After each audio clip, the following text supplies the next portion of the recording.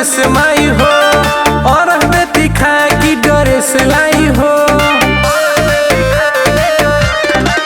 मोर सैया पकड़ी पाकोर दी देही पे चढ़ा दी मोर दी अपना बेटा को दया बरसा दो।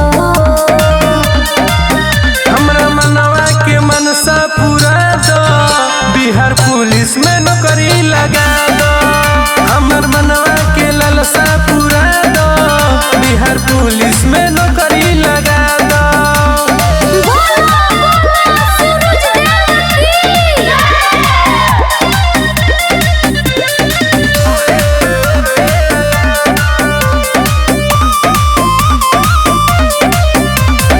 अपने बातों से गुहार हो पहला तक सुनी लो पुकार हो।